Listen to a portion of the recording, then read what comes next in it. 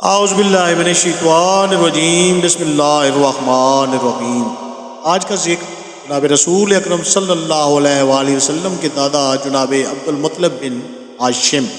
رسول اکرم صلی اللہ علیہ وآلہ وسلم کے دادا جناب عبد المطلب بن ہاشم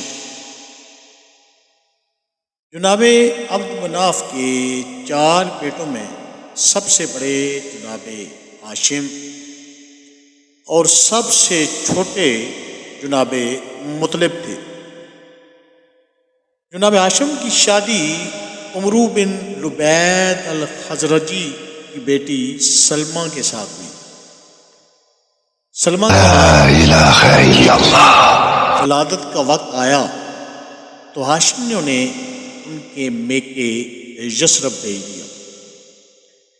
جب مولود مسعود پیدا ہوا تو اس کے سر کے بالوں میں چند سفید بال تھے، اس لیے انہیں شیبہ یعنی بوڑھا کہا جانے لگا اور یہی نام تجویز ہوا۔ جناب ہاشم تجارتی کاروان کے ہمراہ شام گئے اور راستے میں فوت ہو گئے۔ شیبہ اور ان کی والدہ سلمہ یثرب میں رہنے لگے۔ ایک دن ایک آدمی وہاں سے گزرا، اس نے دیکھا کہ ایک بچہ نشانہ بازی کرتے ہوئے خود کو بطحا کے سردار جناب ہاشم کا بیٹا قرار دے رہا۔ وہ مکہ آیا اور جناب ہاشم کے بھائی مطلب کو بتایا کہ ان کا بھتیجا مدینہ منورہ میں برے حالات میں پرورش پا رہا۔ جناب مطلب گئے اور بھتیجے کو مکہ لے آئے، مگر شیبہ کی والدہ نے مکہ آنے سے انکار کر دیا۔ جناب مطلب جب مکہ مکرمہ میں داخل ہوئے تو لوگوں نے بچے کے بارے میں دریافت کیا۔ جناب مطلب نے ایسے ہی کہہ دیا کہ یہ میرا غلام ہے، جس پر پورے مکہ میں شیبہ کو کہا جانے لگا۔ جناب مطلب نے لوگوں کو بعد میں بتایا بھی کہ یہ اس کے بھتیجے ہیں، لیکن اب شیبہ کی عبد المطلب کے طور پر ہی شناخت پختہ ہو چکی۔ ایک روایت میں ہے کہ ان کا نام جمہور کے نزدیک شیبہ الحمد ہے۔ پیدائش کے وقت سر میں ایک بال سفید تھا، اس لیے شیبہ لقب پڑ گیا۔ حلبی کہتے ہیں کہ لوگ ان کی کثرت سے تعریف کیا کرتے، اس لیے ان کا نام شیبہ الحمد پڑ گیا۔ ایک قول یہ بھی ہے کہ ان کا نام عامر تھا، ان کی کنیت ابو الحرث تھی۔ چنانچہ جوان ہو کر آپ نہایت وجیح و جمیل اور خوبصورت نکلے۔ اس کے علاوہ آپ کو قدرت نے فہم و فراست سے خصوصی طور پر نوازا تھا۔ آپ میں وہ تمام خصوصیات موجود تھیں جو کسی قبیلہ کے سردار میں ہونی چاہیے، اسی لیے آپ کو قبیلہ کی سرداری اور بیت اللہ شریف کی ولایت سونپی گئی، اور آپ ہی کے دور میں زمزم کا وہ کنواں جو عرصہ دراز سے بند ہو کر گم ہو گیا تھا دوبارہ برآمد ہوا، آج تک انسانیت کی پیاس بجھا رہا۔ چاہے زمزم اور جناب عبد المطلب کا خواب۔ زمزم کا کنواں کس طرح برآمد ہوا، اس کو معلوم کرنے سے قبل ہم اس کا پس منظر بیان کرنا ضروری سمجھتے ہیں۔ یہ اس زمانے کی بات ہے جب سیدنا حضرت ابراہیم علیہ السلام اپنے فرزند جناب حضرت اسماعیل علیہ السلام اور اپنی اہلیہ حضرت ہاجرہ رضی اللہ تعالی عنہما کو مکہ کی بے آب و گیا وادی میں چھوڑ گئے تھے۔ اللہ کے حکم سے حضرت اسماعیل علیہ السلام کی ایڑی سے اس شورائے آفاق چشمے کا ظہور ہوا، لا الہ الا اللہ، جسے زمزم کہا جاتا ہے۔ جو اللہ تعالیٰ نے ان مقدس ماں بیٹے کی پیاس بجھانے کا انتظام کیا اور ساتھ ہی ان کی تنہائی ختم کرنے کے لیے قبیلہ جرہم کو وہاں بھیج دیا۔ قبیلہ جرہم کا اصلی وطن یمن تھا۔ مشیت ایزدی سے یمن میں قحط پڑا، اس وجہ سے بنی جرہم معاش کی تلاش میں نکلے۔ اتفاق سے اثناء رخ میں حضرت اسماعیل علیہ السلام اور ان کی والدہ ماجدہ حضرت ہاجرہ رضی اللہ تعالی عنہا سے چاہے زمزم کے قریب ملاقات ہو گئی۔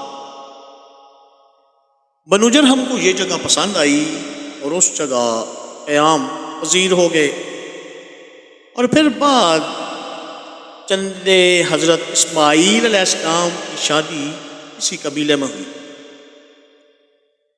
اور نبی ہونے کے بعد عمالقہ اور جرہم اور اہل یمن کی طرف مبعوث ہوئے۔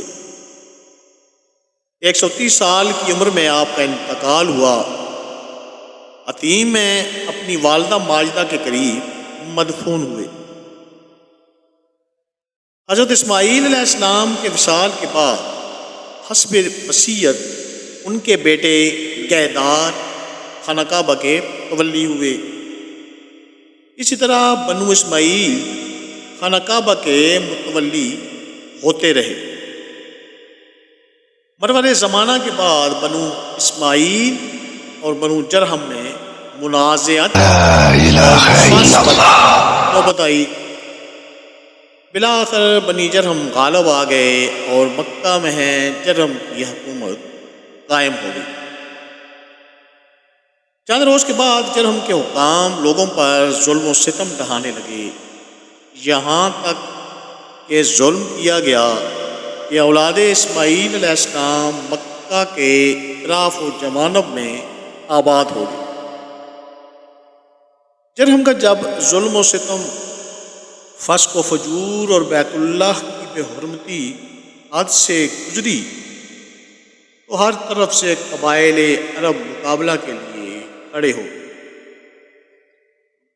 مجبوراً قبیلہ جرہم کو مکہ سے نکلنا اور بھاگنا پڑا، لیکن جس وقت مکہ سے نکلنے لگے تو خانہ کعبہ کی چیزوں کو بئر زمزم میں دفن کر گئے، اور بئر زمزم کو اس طرح بند کر گئے کہ زمین کے ہموار ہو گیا اور زمزم کا نشان بھی نہ رہا۔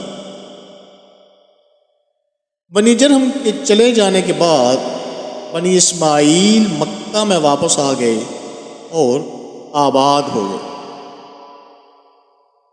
مگر بئر زمزم کی طرف کسی نے توجہ نہ کی۔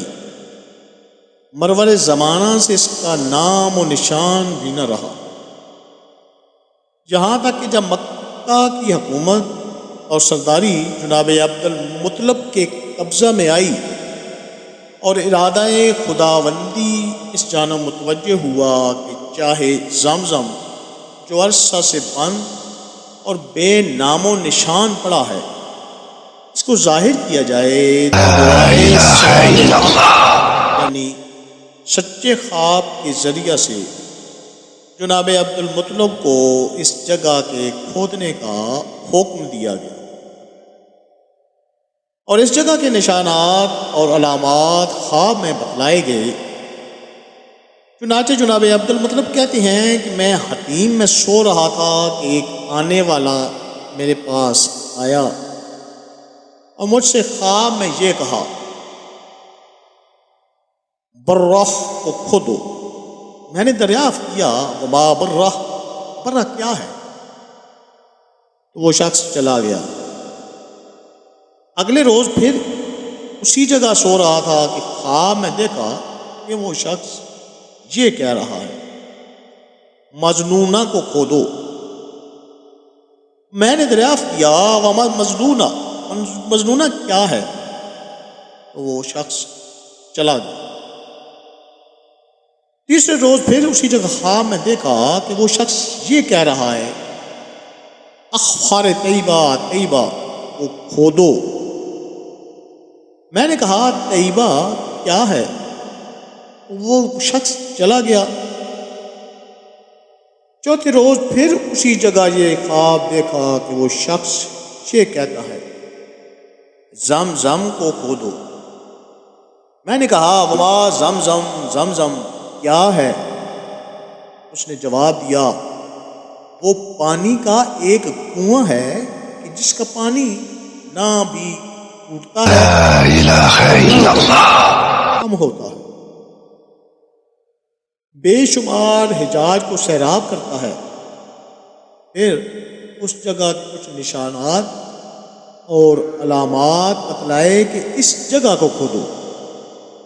اس طرح بار بار دیکھنے اور نشانات کے بتلانے سے جناب عبد المطلب کو یقین ہو گیا کہ یہ سچا خواب یعنی رؤیا صادقہ ہے. جناب عبد المطلب نے قریش سے اپنا خواب ذکر کیا اور کہا کہ میرا ارادہ اس جگہ کو کھودنے کا ہے. قریش نے کھودنے کی مخالفت کی مگر جناب عبد المطلب نے مخالفت کی کوئی پرواہ نہیں اور کدال اور پھاوڑا لے کر اپنے بیٹے حارث کے ساتھ اس جگہ پہنچ گئے اور نشان کے مطابق کھودنا شروع کر دیا.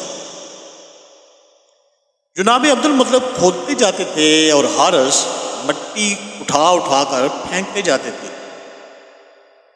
3 روز کے بعد ایک من ظاہر ہوئی.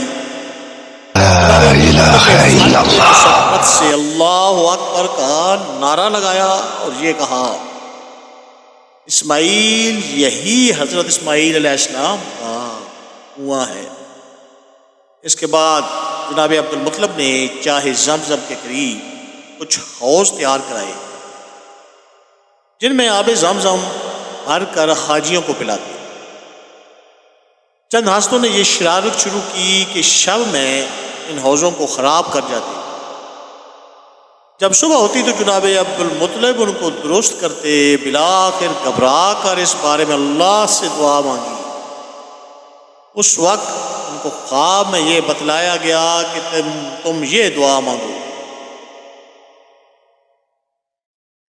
اے اللہ میں اس زمزم سے لوگوں کو غسل کرنے کی اجازت نہیں دیتا، صرف پینے کی اجازت ہے. صبح اٹھتے ہی جناب عبد المطلب نے اس کا اعلان کر دیا. اس کے بعد جس کسی نے حوض کے خراب کرنے کا ارادہ کیا وہ ضرور کسی بیماری میں مبتلا ہوا. جب بار بار اس قسم کے واقعات ضرور پذیر ہوئے جناب عبد المطلب کے حوضوں سے تعرض کرنا چھوڑ دیا. جناب عبد المطلب کی نظر چاہے زمزم کے کھودتے وقت جناب عبد المطلب کا سوائے اکلوتے بیٹے حارث کے اور کوئی یار و مددگار نہ تھا. اس لیے منت مانی کہ اگر حق تعالیٰ مجھ کو 10 بیٹے عطا فرمائے جو جوان ہو کر میرے دست و بازو بنے تو ایک فرزند کو اللہ کے نام پر ذبح کروں. جب اللہ نے ان کی یہ تمنا اور آرزو پوری کی اور 10 بیٹے پورے ہو گئے تو ایک رات خانہ کعبہ کے سامنے سو رہے تھے تو خواب میں یہ دیکھا کہ ایک شخص یہ کہہ رہا ہے یا عبد المطلب او رب حاض البعید، اے عبد المطلب اس نظر کو پورا کیجیے جو آپ نے اس گھر کے مالک کے لیے مانی تھی۔ جناب عبد المطلب خواب سے بیدار ہوئے اور سب بیٹوں کو جمع کیا اور اپنی نظر اور خواب کی خبر دی۔ سب نے ایک زبان ہو کر یہ کہا، آپ اپنی نظر پوری کریں اور جو چاہیں کریں۔ جناب عبد المطلب نے سب بیٹوں کے نام پر قرعہ ڈالا۔ حسن اتفاق سے قرعہ حضرت عبداللہ رضی اللہ تعالیٰ عنہ کے نام پر نکلا، جن کو جناب عبد المطلب سب سے زیادہ محبوب رکھتے تھے۔ جناب عبداللہ رضی اللہ تعالیٰ عنہ کا ہاتھ پکڑ کر مذبح یعنی قربان گاہ کی طرف چلے اور چھری ساتھ دی۔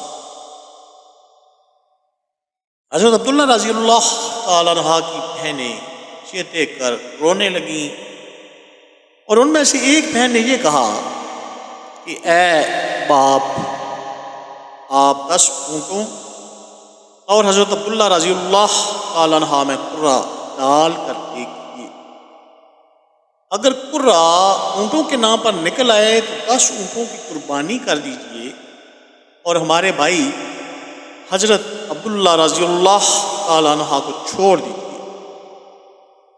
اور اس وقت 10 اونٹ ایک آدمی کی دیت اور خون بہا ہوتے تھے۔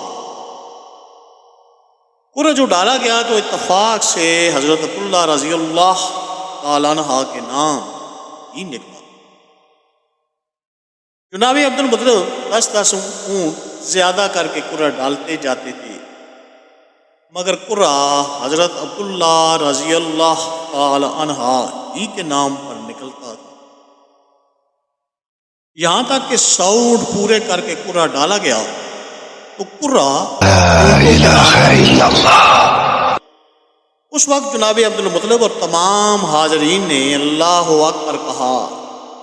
میں نے اپنے بھائی حضرت عبداللہ رضی اللہ تعالی عنہ کو اٹھا لائیں اور جناب عبد المطلب نے وہ 100 صفا اور مروہ کے مابین نہر کیے۔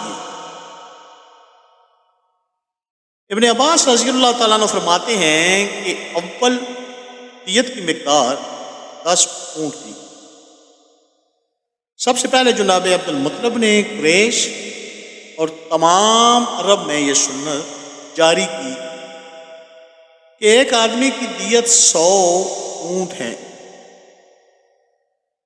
اور نبی کریم صلی اللہ علیہ وآلہ وسلم نے بھی اسی کو برقرار رکھا۔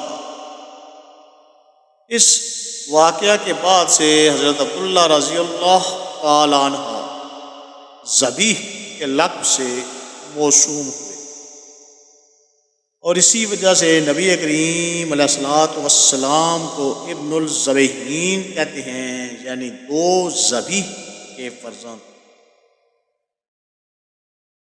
حضرت امیر معاویہ رضی اللہ تعالیٰ عنہ فرماتے ہیں کہ ہم ایک بار حضرت صلی اللہ علیہ وآلہ وسلم کی خدمت بابرکت میں حاضر تھے کہ ایک اعرابی آیا اور آپ صلی اللہ علیہ وسلم کو لفظوں سے خطاب کیا۔ آپ نے تبسم فرمایا۔ حضرت امیر معاویہ رضی اللہ تعالی عنہ فرماتے ہیں پہلے جب اس حدیث کی روایت سے فارغ ہوئے تو حاضرین میں سے کسی نے دریافت کیا کہ وہ 2 ذبیح کون ہیں؟ تو حضرت امیر معاویہ رضی اللہ تعالی عنہ نے حضرت عبداللہ رضی اللہ تعالیٰ عنہ کا یہ واقعہ بیان کر کے کہا، ایک حضرت عبداللہ رضی اللہ تعالیٰ عنہ اور دوسرے حضرت اسماعیل علیہ السلام۔ علامہ زرقانی فرماتے ہیں کہ قریش جب قید سالی میں مبتلا ہوئے تو جناب عبد المطلب کو شبیر پہاڑ پر لے جاتے، ان کی برکت سے باران رحمت کی دعا کرتے، اور بارہا ایسا ہوا کہ قریش کی مشکلات جناب عبد المطلب کی برکت سے حل ہوئی۔ ان کی شان عام اہل عرب سے بالکل جدا تھی۔ اب اپنی اولاد کو ظلم اور فساد سے منع کرتے اور لا إله إلا الله حقیر اور دنیا امور سے روکتے. جناب عبد المطلب نظر کے پورا کرنے کی تاکید فرماتے اور محارم مثلا بہن اور پھپھی اور خالہ وغیرہ سے نکاح کرنے کو منع کرتے. شراب اور زنا اور لڑکیوں کو زندہ درگور کرنے سے اور بیت اللہ کا برہنہ طواف کرنے سے لوگوں کو روکتے. چوروں کے ہاتھ کاٹنے کا حکم دیتے. اور یہ وہ امور ہیں جو قرآن و حدیث میں جن کی تصدیق اور تاکید عقید مذکور ہے. چنانچہ سیرت حلبیہ میں ابن جوزی سے منقول ہے کہ جناب عبد المطلب سے جو امور منقول ہیں ان میں سے اکثر کا قرآن و حدیث میں حکم آیا ہے. مثلا نظر کا پورا کرنا، نکاح محرم کی حرمت، چور کا ہاتھ کاٹنا، لا إله إلا الله شراب اور زنا کی حرمت، بیت اللہ کا برہنہ طواف کرنے کی ممانعت. واقعہ اصحاب الفیل اور جناب عبد المطلب. امام الحدیث و تاریخ ابن کثیر نے اصحاب الفیل کا واقعہ اس طرح نقل کیا ہے. ملک یمن پر خاندان خمیر کا قبضہ تھا. یہ لوگ مذہباً مشرک تھے. ان کا آخری بادشاہ یوسف زوانوس تھا جسے یمن کے اہل حق نصارہ پر شدید مظالم کیے اور توحید پرست عیسائیوں کو خندقوں میں زندہ جلا دیا. اصحاب الاخدود کا مشہور واقعہ اسی بادشاہ سے منسوب ہے جس کا تذکرہ قرآن حکیم کی سورہ البروج میں آ چکا ہے. خندق کے عذاب سے بچ کر کسی طرح 2 آدمی نکل بھاگے تھے اور انہوں نے ملک شام کے بادشاہ سے فریاد رسی کی کہ یوسف زوانوس نے اہل ایمان پر ایسا ظلم کیا ہے. شام کے بادشاہ نے اپنے حلیف بادشاہ حبشہ کو خط لکھا کہ وہ اس کا انتقام لے اور ساتھ ہی ایک بہت بڑے لشکر کو 2 کمانڈر اریات اور ابراہ کی قیادت میں یمن کے ظالم بادشاہ کے مقابلہ پر روانہ کر دیا. یہ عظیم شان لشکر یمن پر ٹوٹ پڑا اور پورے یمن کو خمیر سلطان کے اثر سے آزاد کرا لیا. ملک امیر زوانوس بھاگ نکلا اور ایک دریا پار کرتے ہوئے غرق ہو گیا. اس طرح اریات اور ابراہ کے ذریعے یمن پر حبشہ کے بادشاہ کا قبضہ ہو گیا جو خود نصرانی المذہب تھا. یہ واقعہ 525 عیسوی میں پیش آیا جس نے حمیری خاندان کا خاتمہ کر دیا. کچھ عرصہ بعد ان دونوں کمانڈروں میں نزاع پیدا ہو گئی اور بہمی جنگ میں ریاض مارا گیا اور ابراہ غالب آ گیا اور پھر وہ حبشہ کے بادشاہ نجاشی کی جانب سے ملک یمن کا حاکم گورنر مقرر ہو گیا. ابراہ ذاتی طور پر کٹر عیسائی تھا. اس کے عزائم میں یہ بات بھی شامل تھی کہ سارے عرب کو عیسائیت میں تبدیل کر دیا جائے. اس طرح کہ مکہ مکرمہ کی عالمی مرکزی حیثیت ہی ختم ہو جائے. مذہبی جنون میں اس نے یمن کے شہر صنعاء میں ایک ایسا شاندار گرجا گھر بنایا جس کی نظیر اس وقت دنیا بھر میں نہ تھی. مورخ سہیلی لکھتے ہیں کہ ابراہ نے اس کی تعمیر پر یمن کی بے اندازہ دولت اور بیش بہا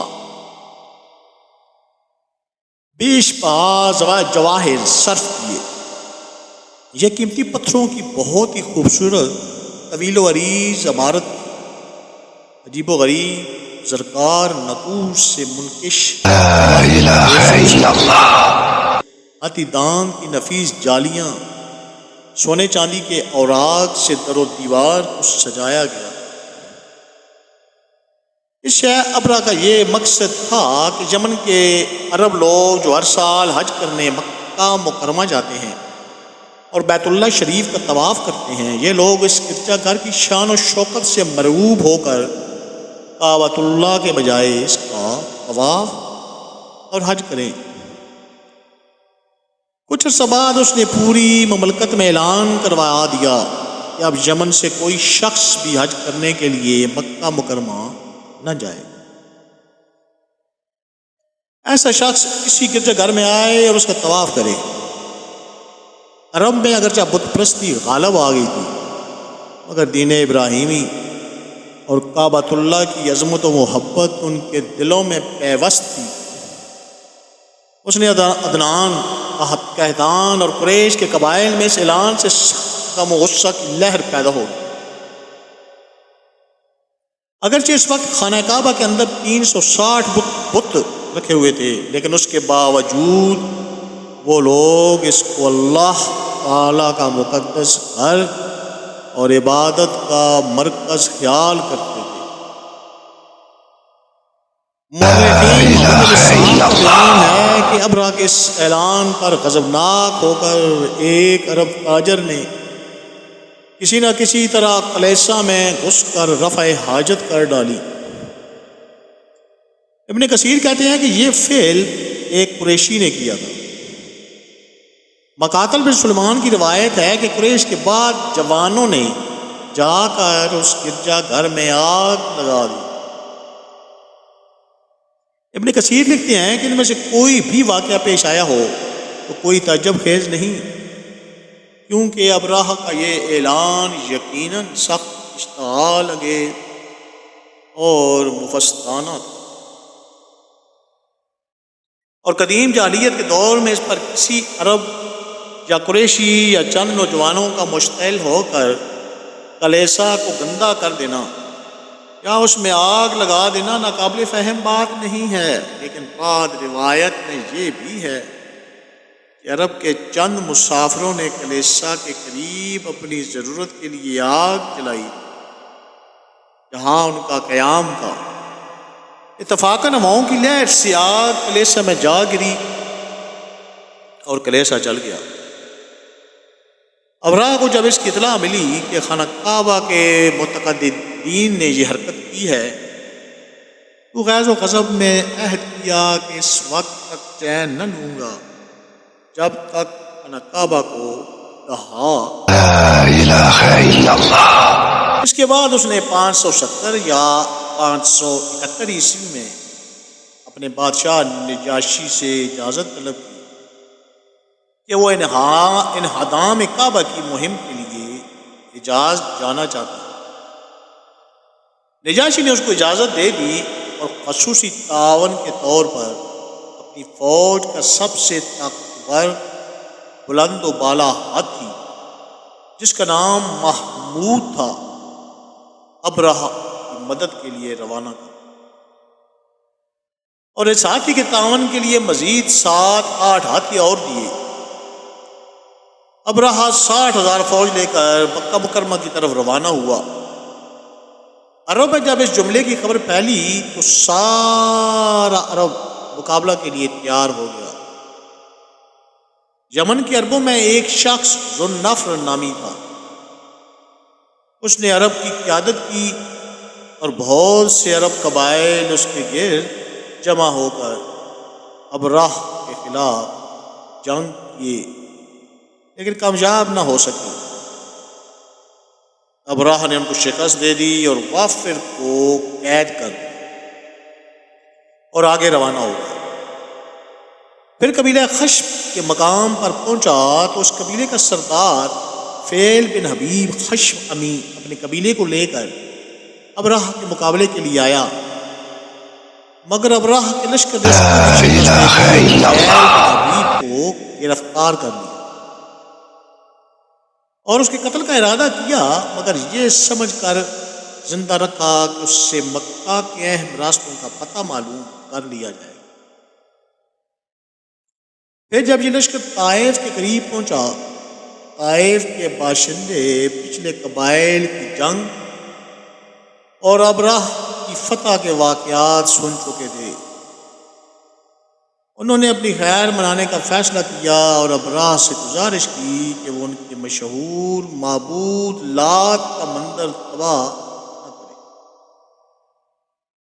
چنانچہ ان کا سردار مسعود ثقفی ایک وفد کو لے کر ابراہ سے ملا اور کہا کہ ہمارا بت خدا وہ معبد نہیں ہے جس کو آپ ڈھانے آئے ہیں، وہ تو مکہ مکرمہ میں ہے،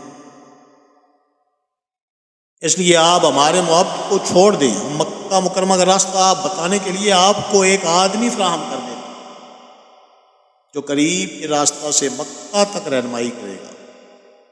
ابراہ نے یہ بات قبول کر لی اور بنی سقیف نے ابو رغال نامی شخص کو ان کے ساتھ کر دیا۔ جب مکہ مکرمہ 3 کوس کے فاصلے پر رہ گیا تو المخمس نامی مقام پر پہنچ کر ابو رغال فوت ہو گیا۔ اہل عرب زمانہ جاہلیت میں مدتوں اس کی قبر پر سنگ بازی کرتے رہے لا الہ الا اللہ بچانے کے لیے بیت اللہ پر حملہ کرنے والوں کا تعاون کیا۔ محمد بن اسحاق کی روایت ہے کہ اس سے ابراہ نے اپنے مقدمۃ الحبیش کو آگے بڑھایا جہاں قریش مکہ کے اونٹ چر رہے تھے۔ ابراہ کے اس لشکر نے ان پر چھاپا مارا اور سب اونٹ ہانک کر لے گئے۔ ان میں جناب عبد المطلب کے بھی 200 اونٹ شامل تھے۔ اس کے بعد ابراہ نے اپنے ایک سفیر خاطہ حمیری کو شہر مکہ روانہ کیا اور اس کے ذریعے اہل مکہ کو یہ پیغام دیا کہ میں تم سے لڑنے نہیں آیا ہوں بلکہ اس گھر کعبہ کو ڈھانے آیا ہوں۔ اگر تم لوگ جنگ نہ کرو تو میں تمہاری جان و مال سے کوئی تعرض نہ کروں گا۔ نیز اس سفیر کو یہ بھی ہدایت دی کہ اہل مکہ اگر بات کرنا چاہیں تو ان کے سردار کو میرے پاس لے آنا۔ اس وقت مکہ مکرمہ کے سب سے بڑے سردار نبی کریم صلی اللہ علیہ وآلہ وسلم کے دادا جناب عبد المطلب تھے۔ سفیر نے ان سے مل کر ابراہ کا پیغام پہنچایا۔ لا الہ الا اللہ کہ ہم میں ابراہ سے لڑنے کی قطعاً طاقت نہیں ہے، یہ اللہ کا گھر ہے اور اس کے خلیل کا بنایا ہوا، وہ چاہے گا وہ اپنے گھر کی حفاظت خود کر لے۔ سفیر نے کہا کہ آپ میرے ساتھ ابراہ کے پاس چلیں اور اس سے بات کریں۔ وہ اس بات پر راضی ہو گئے۔ جناب عبد المطلب اس قدر وجیح اور پروقار آدمی تھے کہ ابراہ ان کو دیکھ کر متاثر ہو گیا اور اپنی جگہ سے اتر کر ان کو اپنے پاس بٹھایا اور پوچھا کہ آپ کیا چاہتے ہیں؟ انہوں نے کہا کہ میرے جو اونٹ پکڑ لیے گئے ہیں وہ مجھے واپس دے دیے جائیں۔ ابراہ نے کہا آپ کو دیکھ کر تو میں بہت متاثر ہوا تھا، مگر آپ کی بات نے آپ کو میری نظر سے گرا دیا کہ آپ اپنے اونٹوں کا مطالبہ کر رہے ہیں اور یہ گھر کعبہ جو آپ کے دین آبائی کا قبلہ ہے اس کے بارے میں کچھ نہیں کہتے۔ جناب عبد المطلب نے کہا کہ میں تو صرف اپنے اونٹوں کا مالک ہوں اور انہی کے بارے میں آپ سے درخواست کرنے آیا۔ رہا یہ گھر کعبہ تو یہ اس کا ایک رب ہے، وہ خود اس کی حفاظت کر لے گا۔ ابراہ کو جناب عبد المطلب کی یہ بات معمولی سی محسوس ہوئی۔ اس نے کہا تمہارا رب اس کو میرے ہاتھ سے نہ بچا سکے، لا الہ الا اللہ پھر تمہیں اختیار ہے جو چاہو کرو۔ اور بعد روایت میں ہے کہ جناب عبد المطلب کے ساتھ قریش کے چند سردار بھی تھے۔ انہوں نے ابراہ کے آگے یہ پیشکش کی کہ اگر آپ بیت اللہ پر دست اندازی نہ کریں اور لوٹ جائیں ہم پورے تہامہ جاز کی 1/3 پیداوار آپ کو بطور خراج ادا کرتے رہیں۔ مگر ابراہ نے اس بات کو قبول نہ کیا۔ جناب عبد المطلب اپنے اونٹ لے کر واپس چلے آئے اور سیدھے بیت اللہ میں داخل ہوئے اور چوکاٹ کا حلقہ پکڑ دعا میں مشغول ہو۔ قریش کی ایک بڑی جماعت بھی ساتھ تھی۔ محمد بن اسحاق بیان کرتے ہیں کہ ابراہ کے لشکرگاہ سے واپس آ کر جناب عبد المطلب نے اہل قریش سے کہا کہ اپنے بال بچوں سمیت پہاڑوں پر چلے جائیں تاکہ ان کا قتل عام نہ ہو جائے۔ پھر وہ لا قریش إله إلا الله حرم پاک میں حاضر ہوئے اور کعبہ کے دروازے کا کنڈا پکڑ کر اللہ تعالیٰ سے دعائیں مانگی کہ وہ اپنے گھر اور اس کے خادموں کی حفاظت فرمائے۔ اس وقت خانہ کعبہ میں 360 بت موجود تھے، مگر یہ لوگ اس نازک گھڑی میں بھی ان سب کو بھول گئے اور صرف اللہ وحدہ لا شریک کے آگے دست سوال پھیلایا۔ ان کی جو دعائیں کتاب تاریخ میں منقول ہیں ان میں اللہ واحد کے سوا کسی دوسرے کا نام تک نہیں پایا جاتا۔ ابن اشام نے سیرت میں جناب عبد المطلب کے جو اشعار نقل کیے ہیں وہ اس کی شہادت دیتے ہیں۔ اسی طرح مورخ سہیلی نے روض الانف میں اور امام ابن جریر نے طبری میں وہ اشعار نقل کیے ہیں۔ یہ دعائیں مانگ کر جناب عبد المطلب اور ان کے ساتھی بھی پہاڑوں پر چلے گئے۔ دوسرے روز ابراہ مکہ مکرمہ میں داخل ہونے کے لیے آگے بڑھا، مگر اس کا وہ خاص ہاتھی محمود نامی جو آگے آگے تھا یکا جا کے بیٹھ گیا تو اس کو بہت تیر مارے گئے، تیر سے چوکے دیے گئے، یہاں تک کہ اس کو زخمی کر دیا گیا، مگر وہ اپنی جگہ سے نہ ہلا۔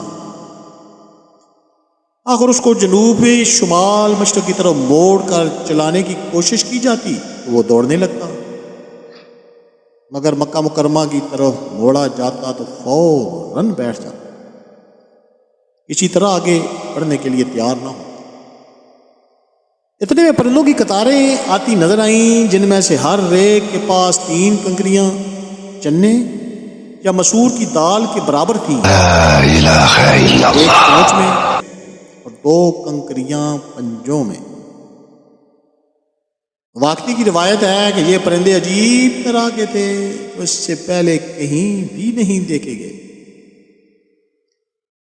بدن کبوتر سے کچھ چھوٹے تھے اور پنجے سرخ قسم کے تھے، ان کی آواز بھی کچھ ارتعاش انگیز تھی کہ دل کپائے جاتے تھے۔ پرندوں کے یہ جھنڈ کے جھنڈ نے ابراہ کے لشکر پر سنگریزوں کی بارش کر دی، جس پر بھی یہ کنکر گرتے جسم سے پار ہو جاتے اور جسم گلنا شروع ہو جاتا۔ حضرت ابن عباس رضی اللہ تعالیٰ عنہ کی ایک روایت ہے کہ کنکری کے لگتے ہی گوشت اور خون پانی کی طرح بہنے لگتا اور ہڈیاں نکل آتی تھیں۔ خود ابراہ کے ساتھ بھی یہی ہوا، اس کا جسم ٹکڑے ٹکڑے ہو کر گر رہا تھا۔ پورے لشکر میں افراتفری پیدا ہو گئی، لشکر کے لوگ یمن کی طرف بھاگنا شروع ہو گئے۔ نفیل بن حبیب خشمی جس کو ابراہ لا إله إلا الله اس کو تلاش کر کے درخواست کرنے لگا کہ واپسی کا راستہ بتائیے، مگر اس نے صاف انکار کر دیا اور کہا اب بھاگنے کی جگہ کہاں ہے جبکہ اللہ عاقب کر رہا ہے اور نکا ابراہ مغلوب ہے، غالب نہیں ہے۔ اس بگدڑ میں یہ لوگ گر گر کر مرتے گئے اور مر مر کر گرتے جاتے۔ حضرت عطا بن یسار رضی اللہ عنہ کی روایت ہے کہ سب کے سب اسی وقت ہلاک نہیں ہوئے، بلکہ ایک بڑی تعداد تو وہیں ہلاک ہو گئی اور کچھ بھاگتے ہوئے ہلاک ہوئے۔ ابراہ بھی انتہائی بری حالت میں بلاد خشم پہنچ کر مرا۔ ابراہ کے ہاتھی محمود کے ساتھ 2 ہاتھی وان مکہ مکرمہ میں رہ گئے، مگر اس طرح کے دونوں اندھے اپاہج ہو گئے۔ اصحاب الفیل کا یہ عبرتناک واقعہ ماہ محرم میں پیش آیا۔ نبی إله کریم إلا صلی الله اللہ علیہ وسلم کی ولادت باسعادت اس واقعے کے 40 یا 50 دن بعد ہوئی۔ جناب عبد المطلب کی وفات۔ جب حضرت صلی اللہ علیہ وآلہ وسلم کی عمر مبارک 8 سال کی ہوئی تو جناب عبد المطلب کا انتقال ہو گیا، اور ماں باپ کے بعد چاہنے والے دادا کا سایہ بھی سر سے اٹھ گیا۔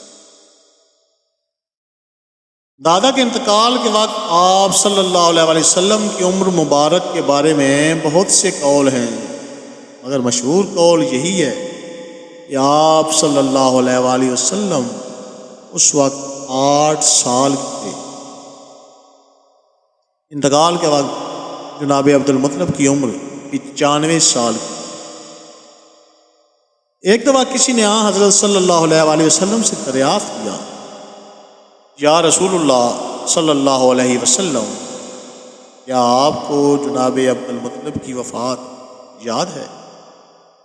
آپ صلی اللہ علیہ وسلم نے فرمایا، ہاں، اس وقت میں 8 سال کا لا إله إلا الله جب جناب عبد المطلب کا انتقال ہوا، وہاں حضرت صلی اللہ علیہ وآلہ وسلم ان کے پلنگ کے پیچھے کھڑے ہوئے رو رہے تھے۔ اس وقت آپ صلی اللہ علیہ وآلہ وسلم کی عمر مبارک 8 سال کی تھی۔ جناب عبد المطلب کو جون کے مقام پر ان کے دادا جناب کسی کے پاس دفن کیا گیا۔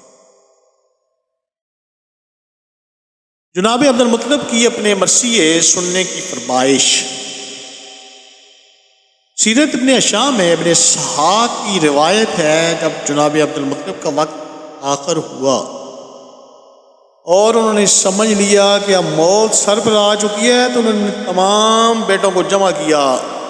یہ سب ملا کر کل 6 عورتیں تھیں، جن کے نام یہ ہیں: صفیہ جو حضرت زبیر بن العوام کی والدہ تھی، برہ، عاتقہ، ام حکیم بیضہ جو حضرت عثمان غنی رضی اللہ تعالیٰ عنہ کی دادی تھی، امیمہ اور عروہ۔ جب یہ سب بہنیں جمع ہو گئیں، جناب عبد المطلب کے انتقال پر مکے میں کئی دن تک بازار۔ اللہ تعالیٰ ہمیں حضور اکرم صلی اللہ علیہ وسلم کے خاندان کے ساتھ سچی اور پکی محبت نصیب کرے، آمین۔ لا إله إلا الله لائک شیئر اور سبسکرائب ضرور کریں، اور چینل کو دوسرے لوگوں کے ساتھ شیئر کریں۔ السلام علیکم ورحمۃ اللہ۔